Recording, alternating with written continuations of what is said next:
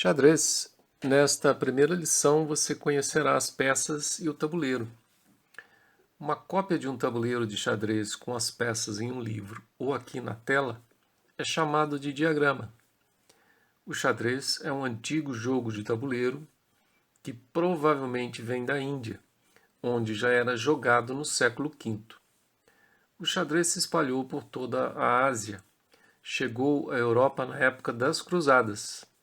Desde então, as regras quase não mudaram. O xadrez é um jogo para 2 jogadores. Um jogador se senta atrás das peças brancas.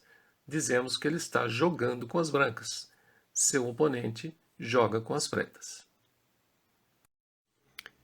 O tabuleiro de xadrez possui 64 casas de tamanhos iguais, 64 quadrados, de cor claras e escuras, dispostas de forma alternadas. Para evitar confusão, sempre falamos em quadrados brancos e pretos. Não importa a cor que eles realmente são, desde que você possa ver a diferença entre a cor clara e a cor escura. Um tabuleiro de xadrez deve sempre ser colocado à nossa frente da maneira correta. O quadrado do canto direito de cada jogador deve ser sempre branco. Quadrado branco à direita. Em inglês é uma rima. White on the right. No início da partida, os jogadores brancos e pretos têm 16 peças. Em competições de xadrez adequadas, geralmente são usadas peças de madeira. Peças de plástico também podem ser usadas e são mais baratas. Por outro lado, por exemplo, as peças de marfim são geralmente usadas apenas para exibição. O diagrama mostra a posição inicial. Esta é a posição a partir da qual um jogo de xadrez começa. Antes de jogarmos uma partida de xadrez, precisamos aprender algumas coisas. Vamos começar com uma introdução às peças. O rei. A peça mais importante é o rei, ou na versão persa original do nome, o Shah. Você o reconhecerá imediatamente por causa da cruz no topo da peça. Nos diagramas dos livros e neste tutorial, o rei é representado por uma grande coroa. A rainha. Aqui no Brasil nós a chamamos de dama. A dama é a peça mais forte do xadrez. Mas isso nem sempre foi verdade. Lá no início, por outro lado, não foi tão forte. Era um vizir persa, uma espécie de ministro-chefe.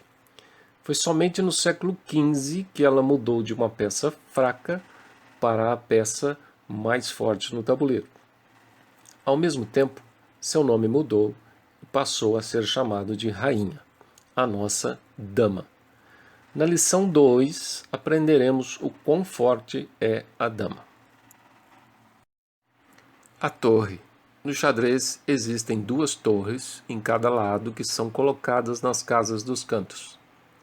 Na versão original do xadrez, a torre era uma carruagem de guerra chamada de rock. Em algumas línguas, tornou-se conhecida como torre ou castelo devido à palavra italiana rocco, que significa fortaleza. Mas por aqui, permanecemos fiéis ao nome original e a chamamos de torre. O bispo.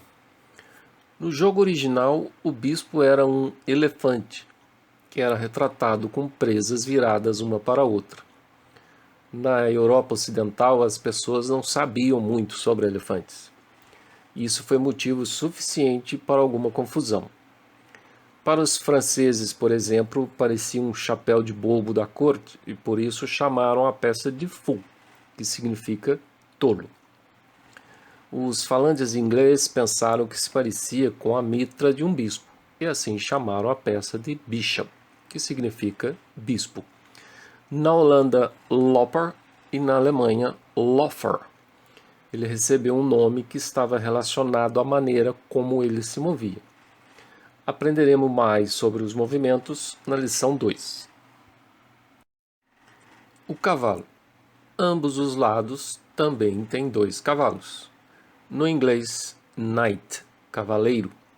São as únicas peças que não mudaram muito ao longo dos anos. Eles sempre representaram a cavalaria. Peão. Existem 8 peões de cada lado. Eles sempre representaram os soldados do jogo. Frequentemente, um soldado sozinho é considerado fraco, mas no xadrez, quando se unem 2 ou mais, eles se tornam muito fortes.